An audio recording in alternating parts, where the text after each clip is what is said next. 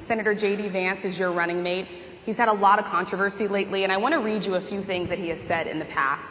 He said the Democrats running the country are a bunch of childless cat ladies who are miserable at their own lives and the choices they've made, and so they want to make the rest of the country miserable too. He's not talking here about how great it is to be a parent. He's attacking what he says are the choices people are making to not have children. Did you know that he had these views about people who do not have children before you picked him to be your running mate, and do you agree with him? No, I know this. He is very family-oriented, and he thinks family is a great thing. That doesn't mean he thinks that if you don't have a family, it's not. I know people with families. I know people with great families. I know people with very troubled families. And I also know people with no families. They didn't meet the right person. Things happen.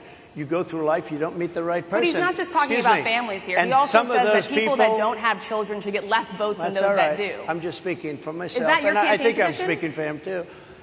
He strongly believes in family, but I know people with great families. I know people with not great families that don't have a family, and the people without the family are far better. They're superior in many cases, okay?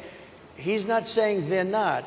What he's saying is that he thinks the family experience is a very important thing. It's a very good thing. But that doesn't mean that if you grow up and you grow older and you don't meet somebody that would be wonderful to meet and would have been good, that that's a bad thing. He's not saying that.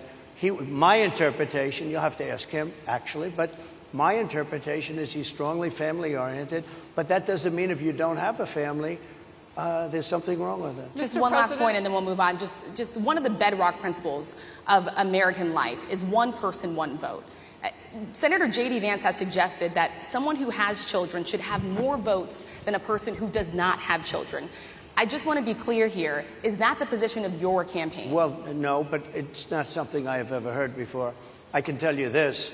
Right now you have illegal aliens coming into our country, many from prisons and many from mental institutions, and they want to give them votes. I don't think they should have votes. They came into our country illegally, and they're taking the vote away from all of the people in this room that have been here a long time, that have worked hard, that in many cases, and you'll see this happening, if I'm not elected, you're going to see it happening. If I am, you're not going to have any problem. But you're going to see it happening a long time. You're going to see the people in this room and people outside of this room are going to be losing their jobs to people that have come into this country illegally. Mr. President, can we stay with just kind of the state of the race right now? Because I felt like that vice president question, candidate question was right in there with that. Yeah. So let's talk about JD Vance for a little bit. He's had some stumbles out of the gate. I don't know if you're hearing what we hear as reporters, but it's been a tough couple of weeks for him. Why did you choose JD Vance? Why did you choose him? And I'm having a hard time hearing, too. I know everybody out there can, but it's hard I'll tell you hear. why. I chose him because he's a very strong believer in work and the working man and woman, and especially the working man and woman who have been treated very unfairly, because you have many of them in this room. But you have many of those people, they were treated very unfairly. They worked very hard and they were treated unfairly. He wrote the book that became a bestseller. The movie became a smash hit. He's a very smart guy without the benefit of having a family that has contacts, like a father that was well-connected.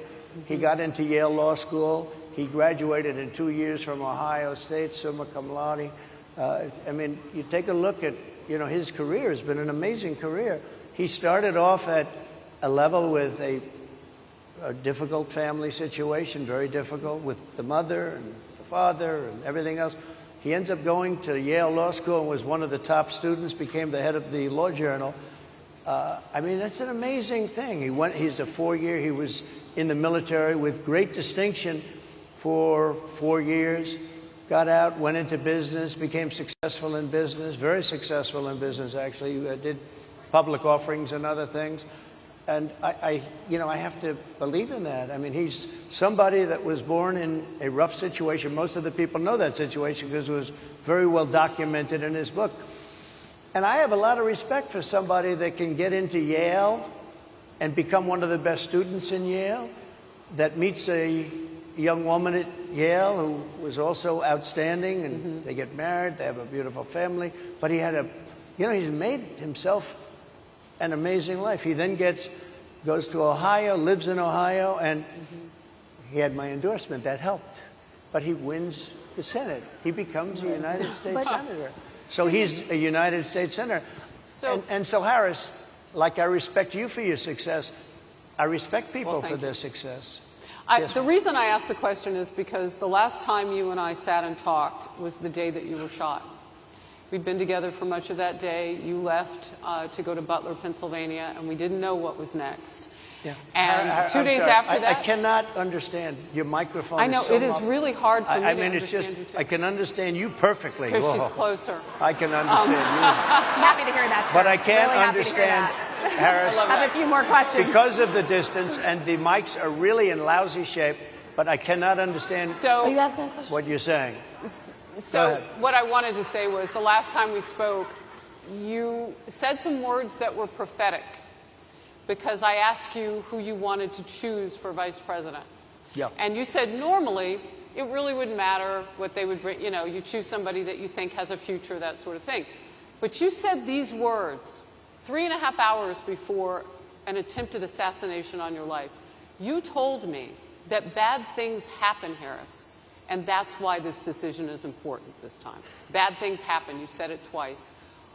When you look at JD Vance, is he ready on day one? Does he what? Ready on day one, if he has to be. I've always had great respect for him, and for the other candidates too. But I will say this, and I think this is well documented. Historically, the vice president, in terms of the election, does not have any impact. I mean, virtually no impact. You have 2 or 3 days where there's a lot of commotion as to who, like you're having it on the Democrat side, who it's going to be. And then that dies down, and it's all about the presidential pick. Virtually never has it mattered. Maybe Lyndon Johnson mattered for different reasons of what we're talking about, not for vote reasons, but for political reasons, other political reasons. But historically, the choice of a vice president makes no difference. You're voting for the president, and you can have a vice president who's outstanding in every way, and I think JD is. I think that all of them would have been. But you're not voting that way. You're voting for the president. You're voting for me. If you like me, I'm going to win. If you don't like me, I'm not going to win.